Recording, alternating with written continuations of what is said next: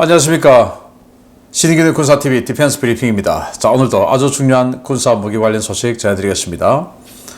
격전지 중 하나였죠. 부흐레다르 전선. 이 부흐레다르 전선에서 우크라이나군의 BMP-2 보병 전투장갑차와 러시아군의 BMP-2 보병 전투장갑차, 똑같은 기종이죠. 30mm 기관포를 장착한 이 전투장갑차가 300m 지근 거리에서 딱 마주친 거예요. 어떻게 되겠습니까? 당연히 그냥 전투가 벌어졌겠죠. 30mm 기관포. 그런데 정말 너무나 확연한 이 결과가 나와버렸는데 어떤 내용인지 보도록 하겠고요. 자, 5가지 다시 먼저 보겠습니다. 우크라이나 브래들리 보병 전투장갑차가 기관포를 난사해서 보병을 제압하는 영상이 화제가 되고 있고요. 여기서부터 영국의 BAE 시스템스는 착공 11년 만에 아스투드급 핵잠수함 6번함 출고식을 가졌는데 이 내용이 얼마나 또 기가 찬지 살펴보도록 하겠습니다. 첫 번째입니다.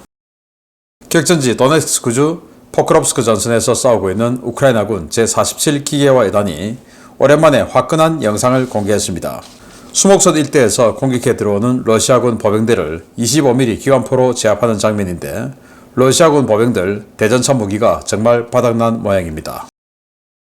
미 공군이 60여 대를 도입해 운용하던 KC-10 익스텐더 공중급유기가 1981년 도입 이후 43년 만에 퇴역했다는 소식입니다. 항속거리와 연료 탑재량에서 KC-135의 2배에 가까운 능력으로 대형 항공기의 장거리 원정 작전 임무에 활약해온 KC-10의 빈자리는 트러블 메이커 KC-46A가 맡게 될 예정입니다. 한동안 수면 아래로 가라앉았던 태국 해군의 중국산 잠수함 구매 계획이 해군 참모총장 교체와 함께 다시 부상하고 있습니다. 신임 해군 참모총장 지라폴 윙윗 대장이 중국산 S-26T 잠수함 구매에 대한 강력한 의지를 드러내며 중국산 엔진이 탑재되어도 문제될 것이 없다고 정부를 설득 중이라는 보도가 나왔습니다. 러시아가 우크라이나에서 노역해 전리품으로 전시했던 독일제 레오파르트 2 A6 전차에 대한 분석 작업에 들어갔다고 밝혔습니다. 해체 및 분석은 전차 생산업체 우랄바곤자보드가 맡았는데요. 실전에 배치된 지 20년이 넘는 이 구형 전차를 분석해 도대체 뭘 얻으려고 하는 것인지 묻고 싶습니다. BAE 시스템스가 지난 2013년 건조에 착수한 아스투트급 공격 원잠 6번함 아가멤논함을 출고시켰습니다. 2013년 7월 18일 착공해 24년 10월 1일에 실내 도크에서 나왔으니 무려 11년 2개월이 걸린 셈인데 아직 진수와 의장공사가 남아 전력화까지는 더 많은 시간이 소요될 전망입니다. 정말 기가 찬데요. 자, 우크라이나 보병 전투장갑차 브래들리가 자 이렇게 이 호수를 사이에 두고 수목선 쪽에 러시아군 보병들이 있는 것을 발견하고 여기다가 그냥 기관포 25mm 기관포를 그냥 난사해서 제압하는 모습인데, 야, 정말 이 25mm라도 기관포 위력 정말 대단합니다. 이 적 보병에게는 이 장갑차 한 대의 화력이 어마어마한 염라대왕 아닌가라고 생각되는데, 자, 그런데 여기에서 동영상 보셨지만 이렇게 크게 멀어 보이진 않죠. 이 정도 같으면 당연히 대전차 무기로 반격에 나서야 되죠. RPG-7이 이동하는 표적에 대해서는 한 250m 유효 사거리, 그리고 정지 표적에 대해서는 한 500m 사거리 돼요. 여기 지금 정지해 있지 않습니까? 장갑차가. 그러면 RPG-7이라도 꺼내서 좀 쏴야 되는데 어떠한 방역도 나오지 않고 있다는 것은 러시아군의 대전차 무기가 지금 바닥나고 없다. 이런 상황 아니겠냐. 그리고 적 전차, 적 장갑차 만나든지 말든지, 그래서 죽든지 살든지 그건 모르겠고 일단 가. 이런 스톰제트의 불편한 진실을 보게 된 단편적인 그런 영상이 아닌가라고 생각이 됩니다. 자, 미 최대 공중급유기 KC-10인데요. 이 KC-10이 이제 퇴역합니다. 조금 의아스러운 게 이게 1981년 도입됐으니까 이제 40년 조금 넘었죠. 그러면 40년 넘었으니까 퇴역해야지 라고 할 수 있지만 미국의 주력 공중급유기인 KC-135 이건 50년대 후반부터 60년대 초반에 나온 거예요. 60년 된 겁니다. 60년 된 거. 그런데 KC-135보다 KC-10을 먼저 퇴역시켜요. 부품이 없다라는 건데 조금 의아스럽기도 하고요. 아무튼 이 KC-10을 퇴역시키면서 그럼 후속은 누가 맞냐? KC-46. 아직도 그 여러 가지 오류가 다 해결되지 않은 KC-46이 맞는다고 하는데, 이 KC-46이라 하더라도 이 KC-10의 이 급유 능력을 감당할 수가 없죠. 여기는 지금 최대 161톤의 연료를 탑재하게 되는데, 그래서 대형 항공기들의 이 폭격기들의 이 급유를 주로 해주는 이런 급유기인데, 미국이 왜 이런 결정을 했는지, 부품 수급 현황이 정말 그렇게 어려웠는지 조금 의아스럽습니다. 자, 태국 신임 해군 참모총장이 중국제 엔진이면 어떻나? 아무 문제 없다.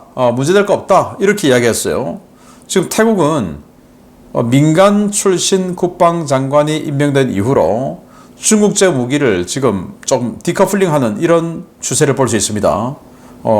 S-26T 이게 얼마나 문제가 많았습니까? 자, 이걸 도저히 안 되겠다. 야당에서 반대해서 도저히 안 되겠다 해서 그러면 그거 하지 말고 그 대신 수상함, 군함으로 하자라고 했다가 지금 이제 신임 국방장관 들어와서 그 군함도 지금 홀딩 됐어요. 안 돼요. 그리고 VT4 전차, 96식 전차를 개량한 VT4 전차죠. 그것도 49대 도입하고 추가로 한 100대 정도 더 할 줄 알았는데 지금 후속은 말이 없어요. 그 말은 이제 이 신임 국방장관, 이 문민화 국방장관이 개념이 똑바로 박힌 사람이 아닌가. 중국하고 더 이상 이렇게 지내다가는 서방 세계에서 왕따 되겠다라는 생각을 했나 본데, 그런데 이 군인이 이렇게 중국산 엔진이면 어때? 이런다는 것은 정말 자군 말아먹으려고 한 자가 아닌가라는 생각이 들기도 하는데요. 아무튼 중국이 이 군인에게 신임 해군 참모총장에게 로비를 좀 세게 한 건 아닌가라는 생각이 드는데, 이 S-26T 중국도 자기네들도 사용하지 않는 이 엔진을 태국이 쓴다고? 잠수함은 은밀해야 되는데 바닷속에서 나 여기 있다 하고 광고하고 다닐 일이 있습니까? 그리고 한번 들어가면 반드시 부상해야 되는 게 잠수함인데 한번 들어갔다가 그냥 물속에서 평생 살 일이 있습니까?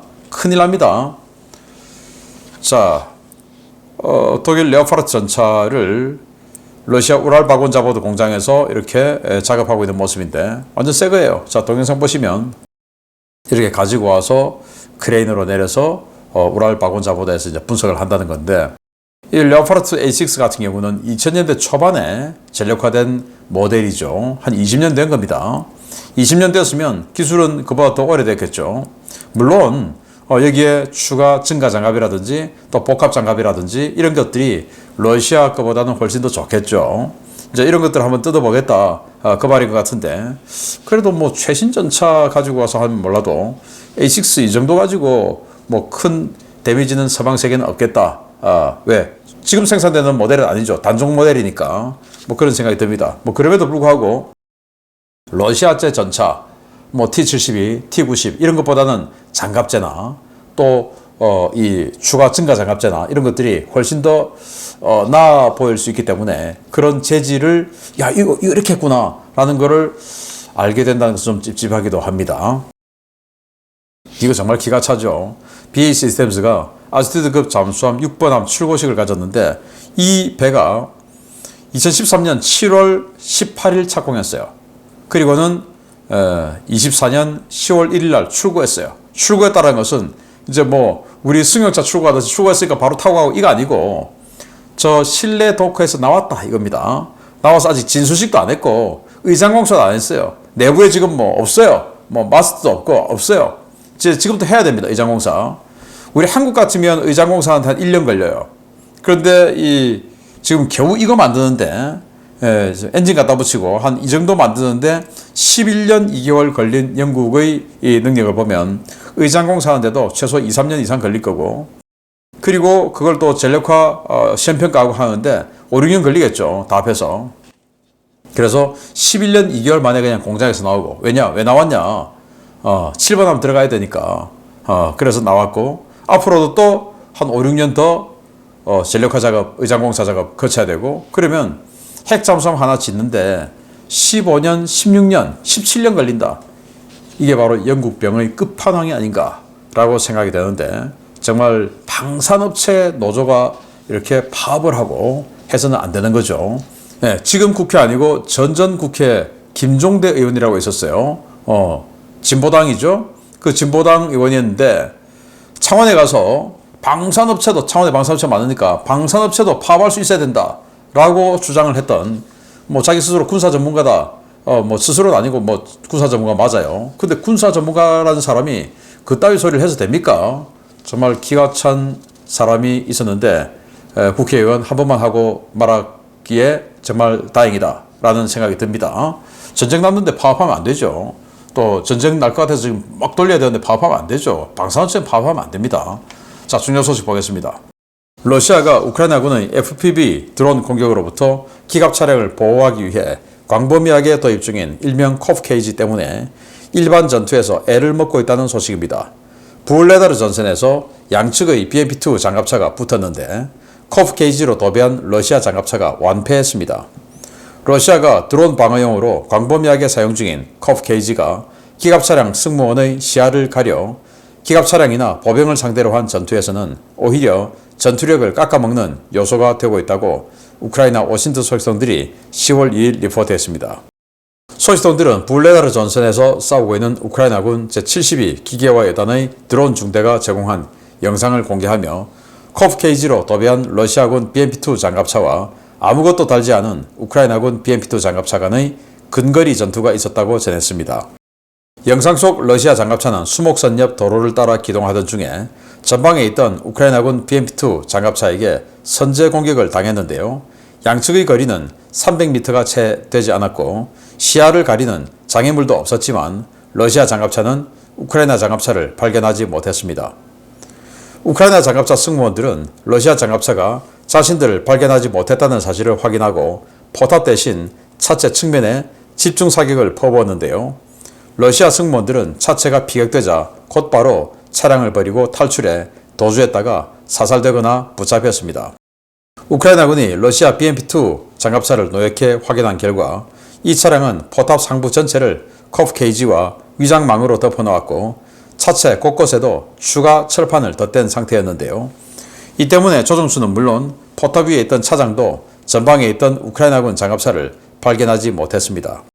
드론을 방어하기 위해 씌운 코프 케이지가 과도해 시야를 해치는 문제는 일반 장갑 차량은 물론 거북이형 케이지를 씌우고 있는 전차들에서도 보고되고 있는데요. 드론을 막겠다고 전투 차량의 기본 능력을 제한하고 스스로 눈을 가려버린 러시아군. 그럴 거면 왜 기갑 차량을 타고 다니는지 모르겠습니다. 네, 바로 이런 거죠. 코프 케이지. 옆에도 지금 뭐 케이지 많이 해서 갖다 붙여 놨고 위에도 지금 붙여 놨습니다. 드론이 와서 자폭 공격하니까 이제 그걸 막겠다라는 건데, 자, 지금 영상 보시면 러시아 BMP-2 그리고 우크라이나 BMP-2 마주쳤어요. 그런데 러시아 BMP-2는 가만히 있고 우크라이나 BMP-2는 마구마구 사격합니다. 그런데 러시아군, 우크라이나군 할 것 없이 이 슬라브계들의 공통적인 종특일 수도 있는데요. 아까 레오파르트 전차도 마찬가지로 멀쩡한데 지금 버리고 갔지 않습니까? 몇 발 맞으면 폭발할까봐 그냥 버리고 도망가요. 그래서 러시아 BMP-2도 몇 발 맞고 차체를 버리고 도망가다가 또 다 이제 도망가는 걸 또 30mm 기관포로 또 다 쏴 죽여버리고, 그리고는 이제 노획해서 가지고 오는 건데, 자, 노획해서 가지고 오는 모습이에요. 여기가 뒤, 여기가 앞인데 뒤로 이렇게 코프 케이지가 되어 있습니다. 러시아는 우크라이나군의 공격이 워낙 지금 뭐 드론 공격이 많으니까 아마 차장이, 제 생각에 차장이 안으로 그냥 들어가서 해치 닫고 있었던 것 같습니다. 그래서 조종수만 그냥 요만한 쪽창으로 조종을 하는 건데 당연히 시야가 제한되죠. 일반적인 코프 케이지보다는 사실 좀 이 덮어놓은 게 좀 적지 않습니까? 그런데도 이렇게 우크라이나군 BMP-2를 발견하지 못했다라고 하는 것은 차장이 자폭 드론의 공격을 피하기 위해서 해치 닫고 들어가 있었다라고 밖에 볼 수 없고, 또 이 코프 케이지를 장착해서 시야가 다 제한되죠. 상부도 안 보이고 그냥 뭐 깜깜한 겁니다. 네, 이런 상태이다. 자, 뭐 이게 이것뿐만이냐, 거북 터틀 탱크죠. 탱크 위에다가 이런 걸 씌워놨어요. 그러면 포신이 이렇게 지금 나와 있는데 포신을 돌릴 수가 없어요. 일단 뭐 자폭 드론 공격을 막기 위해서 이런 식으로 일단 뭐 씌우는데 내가 적에게 공격하는 거 그것보다는 자폭 드론 공격을 덜 받는 거 이게 더 중요해 라고 생각하는 러시아군. 이런 정신 상태 때문에 BMP-2끼리 그냥 300m 근거리에서 마주쳤는데도 포함방 쏴보지 못하고 죽어버린 러시아군의 BMP-2 이겁니다. 자, 이게 바로 러시아였습니다. 마치겠습니다. 감사합니다.